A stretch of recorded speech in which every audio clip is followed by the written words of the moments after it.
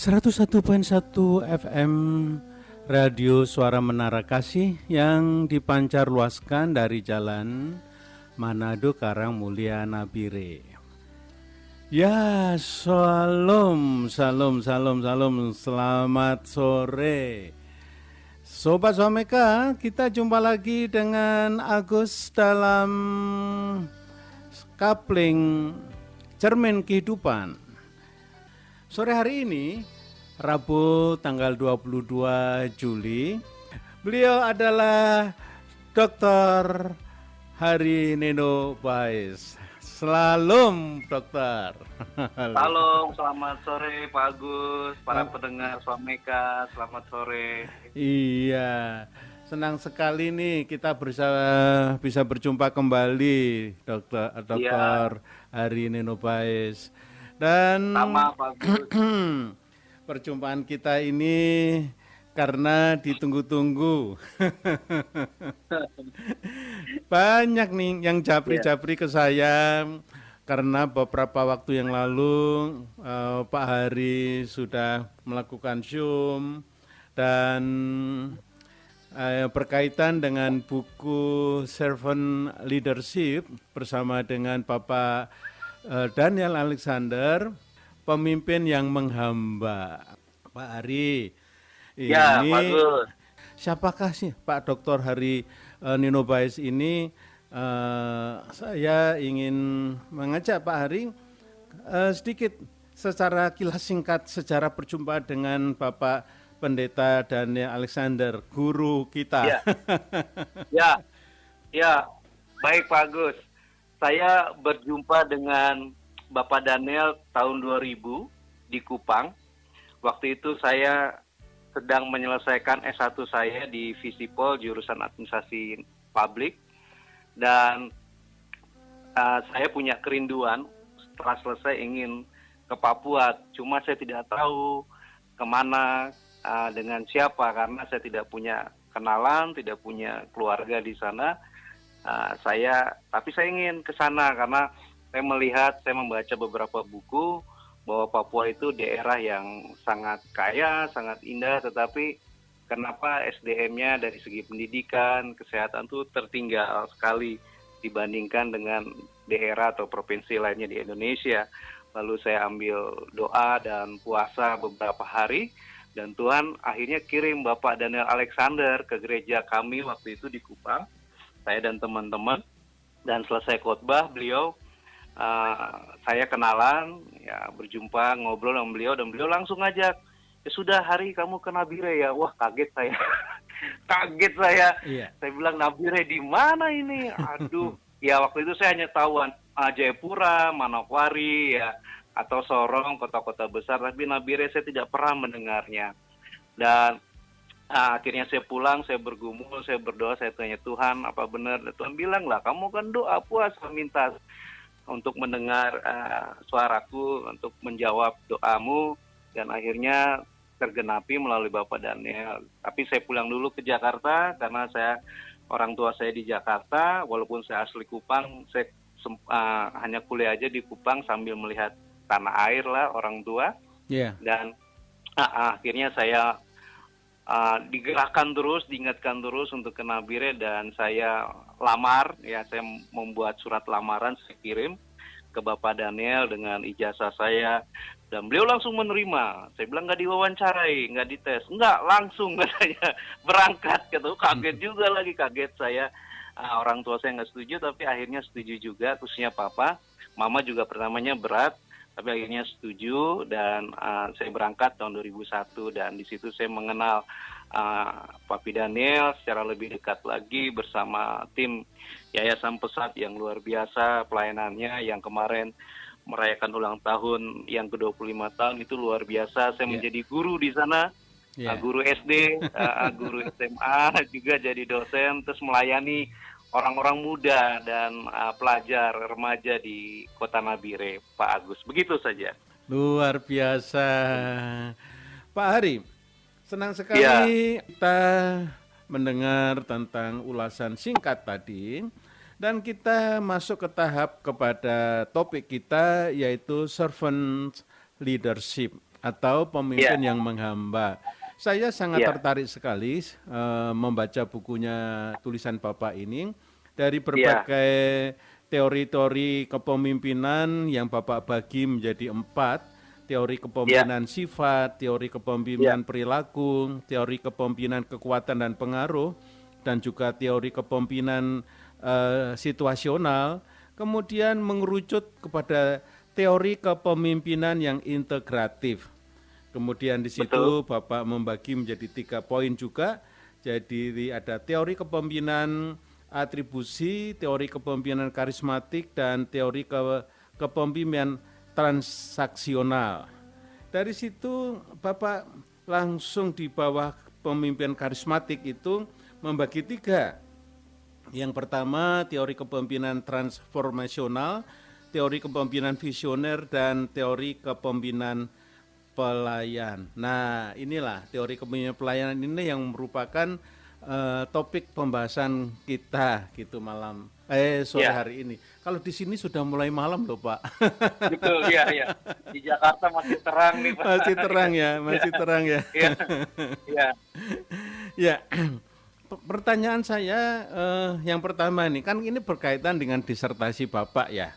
Benar, Pak? iya, iya. Ya, ya. Oleh karena itu mungkin sedikit ceritakan Pak, alasan Bapak mengambil disertasi dengan topik analisis pengembangan kapasitas organisasi non-profit pada tahap pertumbuhan, studi kasus pada Yayasan Pesat Papua dengan pendekatan penelitian tindakan berbasis soft system metodologi, analysis of Waduh. non-profit itu ya. Ya kira-kira begitu. Iya, Nggak berat sampai nih, Pak. berat ya, tapi memang memang kita ngomong sama Iya. dokter itu kan harusnya Oh, gitu ya, Pak. berbeda dong. Iya, iya, iya. Ya, ya, Ya bagus. alasannya kenapa ngambil ngambil tema ini? Terima kasih. Ya, saya menggunakan bahasa yang sederhana. Ya, Jadi alasannya itu sebenarnya karena saya pernah atau bekerja di Yayasan Pesat ya, Nabire. Saya melihat bahwa yayasan ini sungguh luar biasa, visi misinya luar biasa karena membangun orang-orang atau anak-anak pedalaman Papua yang ya, kita tahu sampai saat ini mereka dari segi pendidikan sangat ketinggalan. Nah, saya melihat Yayasan Pesat ini karyanya luar biasa ya, dan waktu saya kuliah S3 dan kita kan memang orientasi S3 itu untuk meneliti ya Pak Agus, ya, meneliti kemudian menghasilkan teori baru untuk keilmuan yang kita geluti dan saya digerakkan ya oleh Tuhan untuk meneliti tentang Yayasan Pesat Papua dan akhirnya ya awalnya itu agak ragu karena banyak orang belum mengenal ya khususnya di UI tentang yayasan ini, tapi saya memberanikan diri menulis itu dan diseminarkan, disetujui sama dosen pembimbing saya, co-promotor, ya, profesor, 2 orang profesor, dan diseminarkan dan sempat diragukan yayasan ini bagaimana, terus bagaimana tujuannya, karyanya di masyarakat, apakah sudah memiliki dampak yang cukup signifikan. Saya jelaskan, saya pertanggungjawabkan proposal saya dan akhirnya diterima dan mereka kagum gitu, mereka kagum sampai akhirnya kan kita 4 kali ujian itu Pak Agus kalau ya, untuk disertasi ya itu ya. 28 SKS itu waduh betul-betul waktu rambut saya jadi putih makin banyak gitu.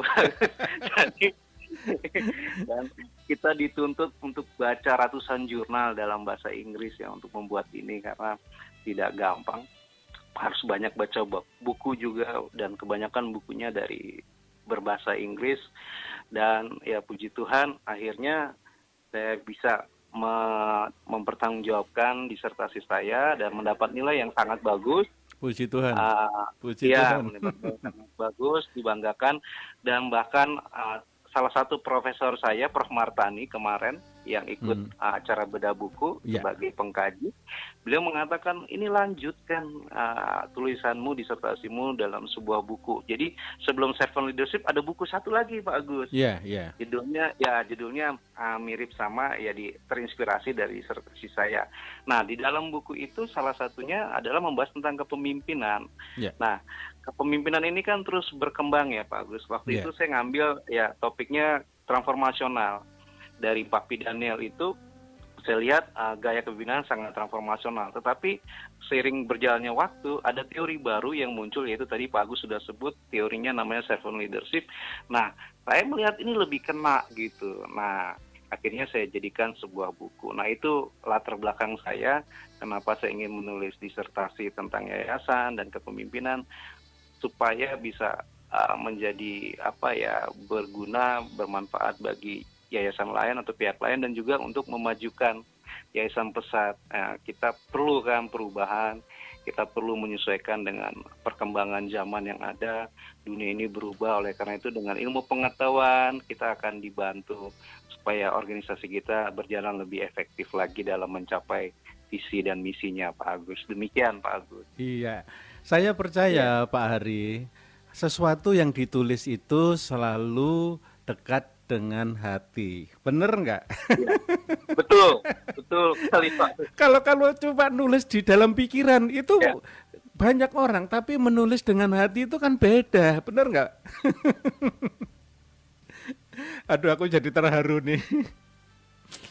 Ketika Bapak menulis dengan hati, Bapak pasti kan mengalami, melihat, mencermati, dan juga menghayati apa yang sedang terjadi di Nabire, Pak. Sobat Swameka yang dikasih dan diberkati oleh Tuhan, kita baru saja mendengarkan lagu Hati Sebagai Hamba, dan kita lanjutkan lagi pembicaraan kita dengan Dr. Hari Nenobais. Ya, Shalom Pak Hari. Halo. Wow, senang sekali kalau kita membahas tentang Nabire, Pak. Kita semangat ya. Semangat sekali kalau kita membahas tentang Nabire.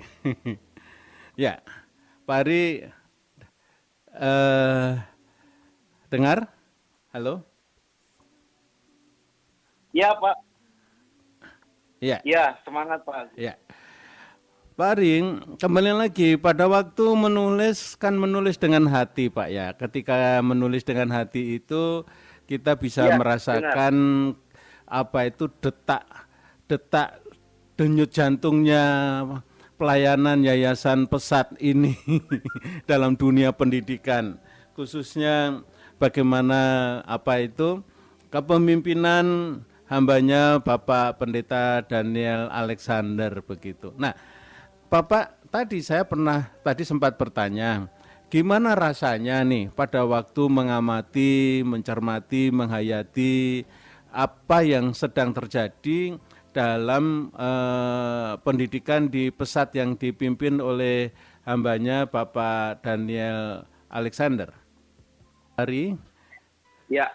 Apa yang Bapak rasakan waktu mengamati pendidikan yang ada di Pesat Nabire ini, khususnya dalam kepemimpinan Bapak Daniel Alexander?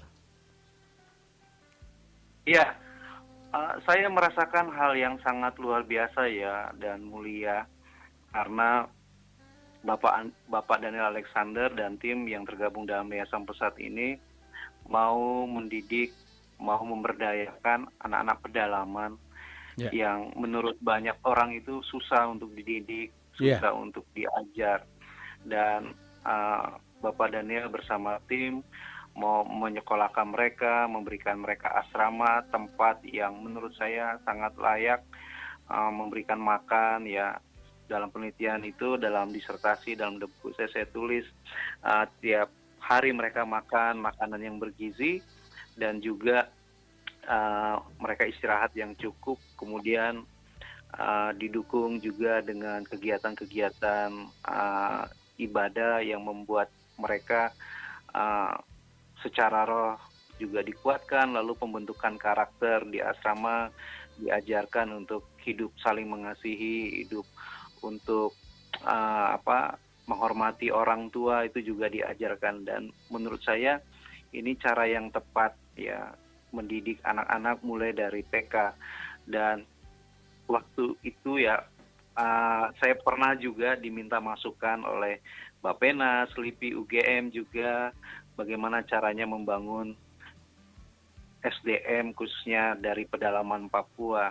Dan model pelayanan sekolah berasrama Yayasan Pesat ini yang saya bagikan kepada pemerintah pusat untuk bagaimana membangun pendidikan anak-anak dari pedalaman Papua. Begitu Pak Agus.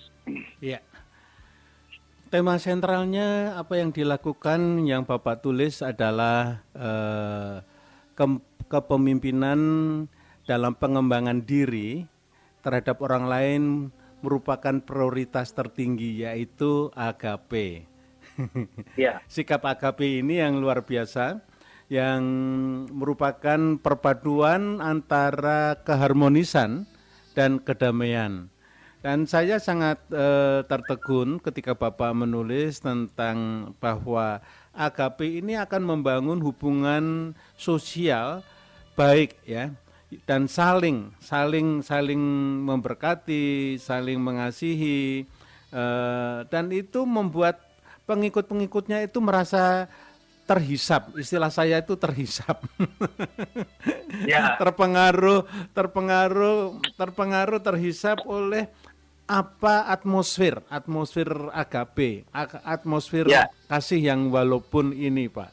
Bisa dijelaskan Pak tentang hal ini? Ya, Pak Agus, jadi benar apa kata Pak Agus, salah satu ahli namanya Peterson, dia mengatakan bahwa salah satu karakteristik yang dimiliki oleh pemimpin pelayan atau servant leadership, yang pertama dia harus memiliki kasih agape atau agapaulo ya. Kasih agape ini apa Pak Agus? Nah, kasih agape sebenarnya bentuk kasih tertinggi yang ada di hidup ini. Yeah. Artinya bahwa seorang pemimpin itu harus mengasihi dan rela berkorban secara tulus kepada para pengikutnya. Dan saya lihat hal ini sangat kuat di dalam diri Daniel Alexander. Kita tahu bahwa walaupun Pak Daniel ini Tionghoa, ya keturunan Tionghoa, tapi dia mau memberikan hidupnya, dia mau berkorban, mengasihi secara tulus untuk anak-anak pedalaman Papua. Dan bukan anak-anak pedalaman Papua saja, bahkan anak-anak rohaninya itu, ya termasuk saya, ada dari seluruh suku yang ada di Indonesia ini itu luar biasa Pak Agus. Yeah. Dan ya saya pribadi kaget waktu beliau suruh sekolah, padahal saya juga agak-agak sedikit bandel ya. Tapi beliau mau menyekolahkan saya, dan saya pikir itu bercanda waktu itu. Ya paling sebuah lip service aja. Ayo nak, kamu mau kuliah S2 enggak? Terus lanjut S3. Saya pikir itu ya coba basa-basi. Ternyata benar gitu loh. Yeah. Dan beliau memang kasihnya tuh luar biasa. Nah, pemimpin harus memiliki hal seperti ini. Dan kedua, ya kasih agape ini artinya bahwa pemimpin benar-benar peduli kepada kehidupan dan pekerjaan para pengikutnya. Dia ingin para pengikutnya baik dalam kehidupan dan pekerjaan itu meningkat. Gitu. Nah, Bapak Daniel saya lihat tidak segan-segan. Dia memberikan uang hidupnya untuk menyekolahkan orang, memberikan kursus pelatihan kepada para pengikutnya, bahkan rumah. Ya tempat tinggal dia berikan supaya kehidupan mereka tuh lebih baik lagi, lebih layak lagi, sehingga mereka bisa juga jadi berkat bagi orang lain. Nah, saya lihat itu yang sangat kuat dalam diri Daniel Alexander ya sebagai seorang pemimpin. Makanya Yayasan Pesat ya bertahan ya sampai saat ini dan seterusnya karena gaya kepimpinan ini, yaitu kasih agape ini sangat begitu kuat dalam diri Daniel Alexander. Dan saya rasa semua pemimpin harus punya nilai karakteristik ini, bukan minta dilayani tapi harus melayani bawahannya. Kalau bawahannya dilayani, diberdayakan, pasti organisasi makin baik, tujuan visi misi akan tercapai dengan baik Pak Agus. Ya. Yang sangat spesifik dan betul-betul ciri khas beliau adalah mempraktekkan kasih agape ini secara universal. Ya, Terhadap semua orang. Wow, keren banget. ya, Tidak terbatas ya pada individu dan kelompok berdasarkan agama, berdasarkan suku, ras, golongan tertentu enggak. Beliau betul. care kepada orang Muslim. Beliau care kepada orang Hindu, Buddha, dan semuanya. Dan ini yang merupakan satu kekuatan yang luar biasa sebagai seorang pemimpin gitu loh. Dia nggak beda-bedain, ya kan? Nggak memperdulikan masa lalu. Bahkan yang sangat mengharukan ini, walaupun di sini ketika ada orang yang bersalah, tetap masih bisa diterima. Ya, Ya kan? ya benar Pak Gus. Itu yang luar biasa ya, Betul, Pak Hari ya. Dan betul sekali. mungkin kesan-kesan itu yang Pak Hari dapat sehingga sebagai motor ya menulis tentang disertasi ini dan mengambil Yayasan Pesat ini sebagai eh, lahan penelitiannya. Ini betul-betul empowering, memberikan kekuatan yang luar biasa kepada banyak Ya, pihak gitu. Ya, tentu Sobat Swamika yang dikasih dan diberkati oleh Tuhan, kita tahu bahwa membuat ini kan juga nggak mudah. Hambatan-hambatan apa Pak Hari ketika ya. membuat disertasi ini ataupun menulis buku ini? Silakan Pak. Hambatannya itu Pak Agus ya, waktu kayaknya kurang gitu. Jadi waktu menulis itu, waktu 24 jam itu kayaknya kurang Pak Agus. Begitu ya? Ya, kurang sekali. Iya, dan kita kan dibatasi oleh waktu ya. Sekian semester nggak boleh lewat. Kalau lewat nanti di drop out ya, dikeluarkan otomatis. Jadi itu yang membuat ya saya itu belajar dari jam 7 malam sampai 7 pagi waktu itu bagus. Ya istri saya tuh saya jarang temani untuk menyusun disertasi ini. Begitu juga dalam menyusun buku ini. Buku ini jadi dalam 1 tahun dan yang berat itu memang waktu bagus ya. Waktunya begitu cepat, kayaknya kok kurang. Ya, tapi ya akhirnya syukurlah bisa selesai semua. Walaupun saya harus banyak meninggalkan istri atau anak saya karena saya sibuk nulis disertasi dan buku ini. Tapi ya semuanya bisa berjalan dengan baik Pak Agus. Itu saja sih Pak Agus tantangannya. Iya, berkaitan dengan waktu. Memang Ya, pada waktu kita menulis itu nggak mudah karena selalu ada refreshing ya, begitu ya, ya, Pak Pak benar, benar Pak Arya. Agus. Harus ada Ya, refreshing gitu. ya. Kira-kira dalam menulis ini refreshingnya apa ya? Ya Pak Agus. Paling saya ya memang betul hati harus tenang, pikiran juga harus jernih ketika kita menulis karena butuh konsentrasi ya, kemudian juga emosi juga terlibat di situ. Kita harus seakan-akan kita hadir ya dengan apa yang kita tulis itu. Iya. Jadi tidak terpisah, tapi kita masuk di situ sehingga kita bisa merasakan, menyelami apa yang kita tulis. Refreshingnya biasa ya paling dengar lagu rohani gini Pak Agus ya. Kemudian saya dengan istri biasanya ya paling nonton atau minum kopi lah Pak Agus. Itu refreshing. Ya, itulah paling refreshingnya atau main sama anak-anak ya. Waktu itu kan di sini ada beberapa anak yang kami sekolahkan, ya paling saya ngobrol, bercanda sama mereka. Itu saja Pak Agus. Iya, saya ngerti banget tuh. Nah, ketika menulis itu tenggelam nggak dalam tulisan? Jujur, iya, Pak Agus. jujur aja. Waktu saya menulis, kadang-kadang saya malah berhenti, saya nangis. Ya, benar Pak Agus. Setuju. Aku nggak ngerti harus nulis apa, jadi malah nangis saja, mengingatkan apa ya, mengingatkan kemurahan Tuhan gitu ya Pak ya. Iya, iya. Nggak? Nah, Ya, Bapak benar, ngalami nggak itu? benar. waktu nulis Ngalami, ini. ngalami sekali Pak Gus. Nggak gampang ternyata jadi penulis itu Pak Gus. Iya, iya. Tenggelam, jadi terbawa emosi kan. Waktu Ya, nulis kemudian mengingat kasihnya Papi Daniel Alexander, waktu nulis mengingat anak-anak seperti itu. Tenggelam. iya, iya. Istilah saya itu kita tenggelam dalam apa yang kita tulis. Bagaimana Pak Ari? Iya, benar. Benar sekali. Yang saya rasa itu ya, Papi atau Bapak Daniel, dia nggak pernah lihat orang itu dari sisi negatifnya. Ya. Ya, beliau itu selalu melihat orang itu bahwa Tuhan taruh potensi yang luar biasa dalam hidupnya. Dan Ya. beliau akan dukung itu, akan fasilitasi itu supaya orang tersebut atau saya bisa maksimal dalam hidup. Itu yang membuat saya terharu, Iya. Pak Agus. Iya, Iya. itu luar biasa. Itulah kasih agape sebenarnya ya. Iya. Kasih agape atau pemberdayaan dalam karakteristik servant leadership yang Iya. luar biasa menurut saya. Dan saya belajar itu untuk melakukan itu, Pak.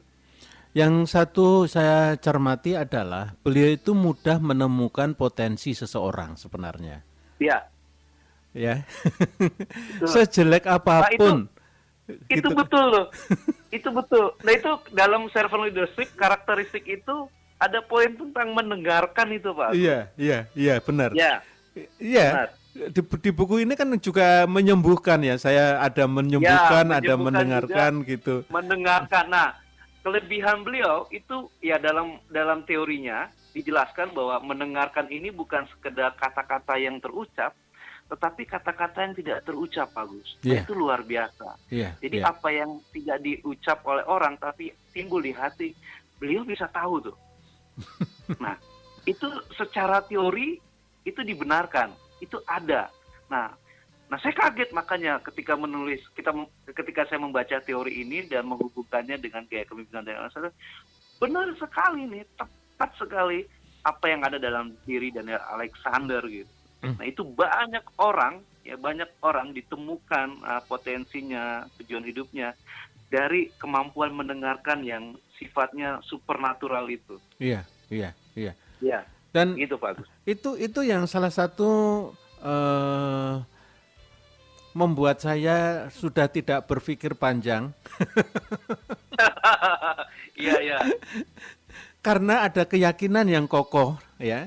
Selain Iya, keyakinan kokoh terhadap suara Tuhan, tapi juga punya keyakinan yang kokoh mendengar panggilan pribadi pendeta Daniel Alexander ini. iya. Sehingga dalam waktu yang sangat singkat, ciao dari Iya, Bandung ke iya. Nabire. Luar Saya biasa. kalau bapak bilang nggak tahu Nabire, apalagi saya tuh sampai nelpon, Iya. Nabire itu pegunungan ya, dingin ya. Aku Iya, iya. diketawain, enggak, Iya, Pak Nabire Agus. itu pantai panas, nanti siap-siap jadi hitam. Kok malah aku di sini nggak hitam-hitam. Iya, Ya, Sobat Someka, inilah kekuatan seorang pemimpin, ya, di mana memiliki potensi, dapat menemukan potensi orang lain. Sejelek apapun orang itu adalah ciptaan Tuhan dan dia pasti hmm, ada potensi. Setuju ya? iya, iya. Ya, silakan Pak. Mungkin disambung lagi. Ya, kemudian ada karakteristik yang saya lihat juga luar biasa, yaitu menyembuhkan. Menyembuhkan Di ya. dalam menyembuhkan. Di dalam servant leadership itu karakteristik yang lain lagi yang menurut saya juga luar biasa itu menyembuhkan. Nah, menyembuhkan di sini bukan dalam arti secara fisik ya seperti dokter umum gitu, tetapi menyembuhkan dari sisi batin, emosi. Nah, Pak Agus, kalau Pak Agus baca ya berita dari WHO atau tentang kesehatan, kita lihat walaupun zaman sudah canggih saat ini, tetapi orang-orang yang menderita stres, depresi itu tinggi sekali loh Pak Agus. Iya, iya, iya. Ya, tinggi sekali jumlahnya. Ya, entah kenapa, mungkin karena beban berat hidup yang makin menantang, apalagi di era COVID-19 ini, ya orang yang depresi, stres itu makin banyak gitu. Nah, salah satu kemampuan yang dimiliki oleh servant leadership adalah menyembuhkan orang-orang yang sakit secara depresi dan stres. Nah, saya lihat Bapak Daniel juga ya sangat dominan untuk melakukan kemampuan ini, yaitu menyembuhkan secara emosional. Nah, dalam buku itu saya menceritakan ada seorang anak namanya Arit Ngadas, orang dari Kupang. Ya, dia itu marah sama Tuhan, Pak Agus, karena orang tuanya itu dipanggil ketika dia masih kecil, dan dia 3 bersaudara, Pak Agus. Yeah. Nah, dia kecewa sama Tuhan. Kenapa kedua orang tuanya tuh dipanggil?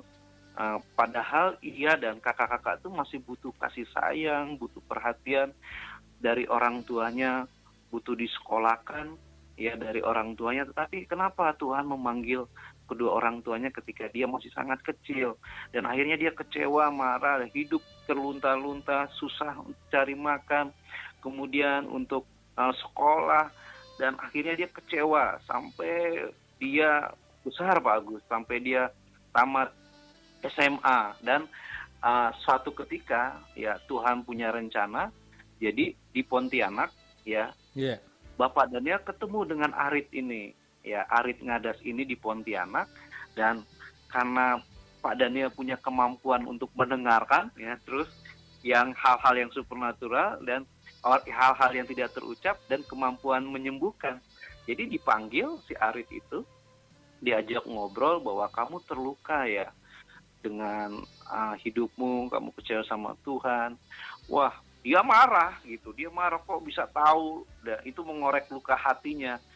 Tapi Papi Daniel ya, nah ini sekali lagi, salah satu karakteristik servant leadership adalah kasih agape. Salah satunya adalah dia menjadi ayah, Pak. Iya, benar. Menjadi ayah, menjadi bapak itu ditulis secara teori. Nah, di situ Bapak Daniel menjadi ayah, mewakili Papa di surga, ya, mewakili Papa surgawi, meminta ampun sama Arit.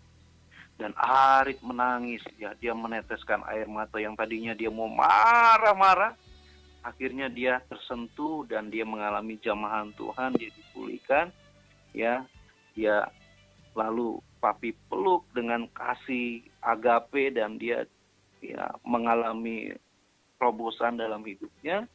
Dia menyadari bahwa dia selama ini jauh dari Tuhan, salah, pola pikirnya salah, dan akhirnya dia disembuhkan, Pak Agus, secara kejiwaan. Dan bukan situ saja ya, setelah sembuh Arit ini dikuliahkan sama Papi, ya, masuk Universitas Tanjung Pura di Pontianak, Universitas Negeri kalau nggak salah namanya.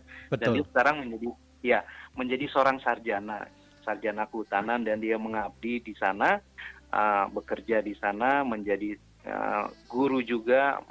Dia aktif di dunia pendidikan untuk memberdayakan anak-anak pedalaman di Pontianak. Nah, ini salah satu kekuatan karakteristik dari servant leadership, yaitu mampu menyembuhkan orang-orang secara kejiwaan.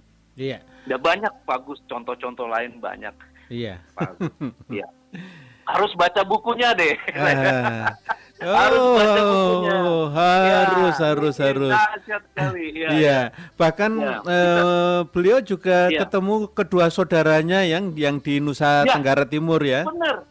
Betul. Ketemu Papi sebagai ayah, dia berikan ongkos untuk ketemu, bahkan ya untuk menikahkan juga, melamar ya. Pak Daniel mewakili sebagai ayah, itu luar biasa. Dia sangat Arit itu sangat bangga sama Papi ya, sangat mengasihi karena mewakili sebagai seorang ayahnya yang selama ini ya hilang gitu. Iya. Dan Papi Daniel saya juga menangis tuh, Pak Agus, nulis ini. Nah itu, menangis, Pak Agus. Nah itu aku bilang. Iya. Saya nangis. Aku bilang, nah itu kita tenggelam waktu kita menulis. Iya. Benar. Jujur aja, membaca pun saya bisa menangis, Pak, karena getaran spiritnya itu dirasakan. Itu yang membedakan dengan buku-buku yang lain. Buku ini bicara tentang hati, bukan bicara tentang teori. Betul. Ya, ada Benar nggak? teorinya tapi ada prakteknya juga Iya, sih. maksudnya Ya, ya, bukan ya. not just teori, bukan Betul. hanya sekedar teori, tapi ini juga bicara Ya, teori dan hati gitu kan. betul. Dan ketika orang Amin. membaca buku ini juga akan terbawa alur emosinya dan sebagainya. Ya, Dan dia akhirnya menikah dengan pacarnya yang ya, berbeda suku. suku ya. Betul. Luar biasa. Luar biasa. Nah, Iya, coba sampai saya sudah kayak, ketemu orangnya Pak. oh Pak ya, Agus sama Arit itu, ya, dia sangat bersyukur. Dia matanya tuh sampai seperti berlinang-linang. Saya tuliskan, saya minta izin, Rit, kisah hidupmu saya tulis ya dalam buku saya ya. Dia bilang, iya kakak, silakan. Saya merasa bangga kalau ditulis itu. Dan wow. dia sudah baca dan dia sangat sangat sangat bersyukur sama Tuhan. Ini challenge nih buat saya nih. Saya harus ketemu juga nih. Iya, boleh. Karena kan saya lagi berdoa supaya saya bisa menulis kesaksian kumpulan orang-orang yang diubahkan ketika berjumpa dengan Daniel Alexander. Itu. Iya, Jadi saya iya, lagi ini kumpulan orang-orang yang hidupnya diubahkan, ya kan. iya, Dan itu bicara tentang fakta. Dan itulah iya, kepemimpinan yang luar biasa. Selanjutnya Pak Ari, yang luar iya. biasa di dalam kepemimpinan ini adalah komunitas, Betul. membangun Membangun komunitas. komunitas. Iya, Ya. dengan kasihnya. Bagaimana Pak? Ya, nah ini juga kelebihan dari Seven Leadership, yaitu memiliki karakter atau kemampuan membangun komunitas, yaitu berusaha membangun suatu hubungan yang erat selayaknya sebuah keluarga di antara sesama anggota organisasi atau komunitas yang bekerja dalam organisasi. Jadi di situ kita menemukan bahwa kita bukan hanya berurusan dengan pekerjaan yang mungkin berat, membosankan, tetapi kita ada nilai-nilai keluarga gitu. Nilai-nilai hubungan yang membuat kita tuh betah, nyaman. Kayak Pak Agus dengan saya ini. Saya baru ketemu Pak Agus juga baru di telepon, tapi saya ngeliat ada nilai-nilai kekeluargaan yang Iya, iya, iya. luar biasa, dan saya nggak ragu canggung ngomong sama Pak Agus nih karena udah kayak saudara gitu, Iya, kayak benar, bapak. benar. Ya, Benar. nah itu yang kelebihan dari Seven Leadership. Jadi dia menjadikan tempat kerja itu bukan suatu tempat kerja yang kaku, ya, Iya, yang iya. membosankan. Orang kan biasa, aduh kerja lagi, males saya datang ke kantor gitu kan, males saya ketemu bos saya mungkin yang galak gitu ya, yang atau yang cuek, yang jaim gitu, nggak akrab dengan pengikutnya. Tapi bagi pengikut servant leadership itu sangat menyenangkan. Dan saya lihat di pesat itu kalau papi datang semua senang gitu. Apalagi Iya, anak-anak tuh, kan ada videonya yang lagi iya, viral tuh iya. di Facebook ya, di mana-mana tuh. Jadi kalau ngeliat papi itu senang karena beliau membangun komunitas itu dengan nilai-nilai sebagai keluarga gitu. Iya, iya. Bukan sebagai pimpinan dan bawahan yang ada jarak.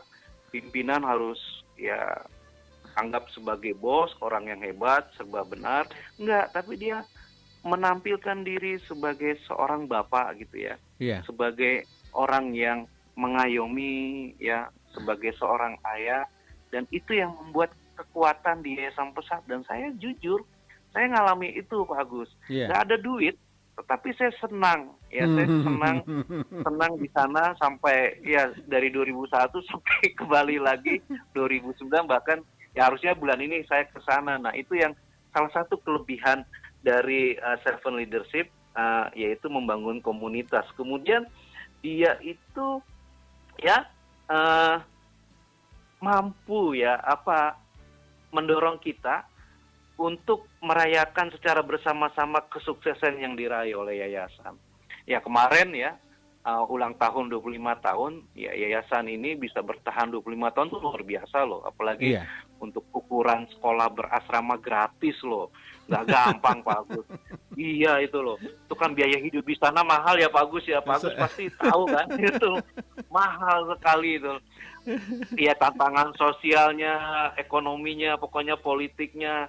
Terus ya agak-agak terpelosok Keamanannya. lah. Ya betul.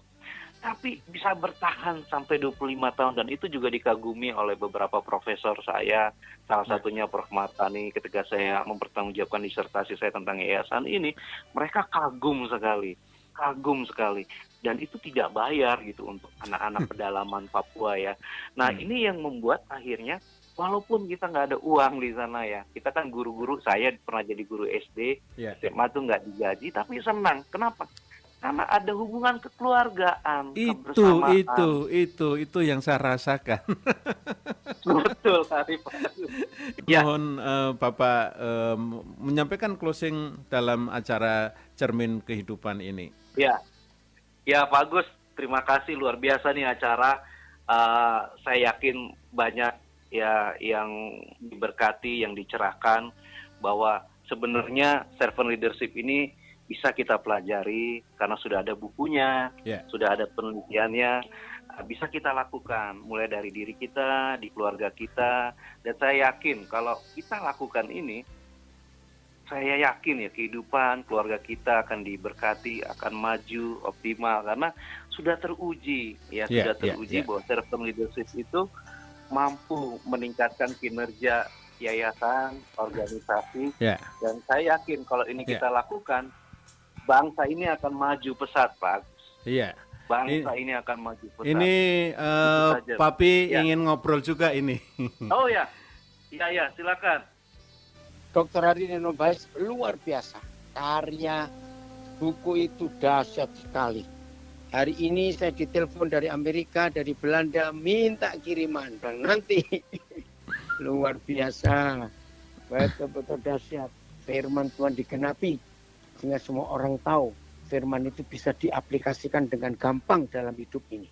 Kita sangat berterima kasih untuk kehadiran Bapak Hari Nenobais, Sobat Swameka, dan tentunya kita percaya bahwa kasih karunia Tuhan itu luar biasa. Pak Hari, terima kasih untuk kehadirannya Sama-sama, di Pak Agus. di studio ini, Ya. dan kami tetap merindukan Bapak. Dan Ya, kerinduan ya. kami pasti akan terjawab nanti ketika Bapak sampai di Nabire. Ya, siap, Pak Agus. Ya, Tuhan memberkati Pak. Selamat sore. Ya, sama-sama. Selamat sore. Demikianlah Sobat Swameka, perjumpaan kita dalam Kapling Cermin Kehidupan. Saya Agus, mohon maaf sebesar-besarnya manakala dalam penyiaran ini ada yang kurang berkenan di hati. Akhir kata, memang dahulu kamu adalah kegelapan, tetapi sekarang kamu adalah terang di dalam Tuhan. Sebab itu hiduplah sebagai anak-anak terang.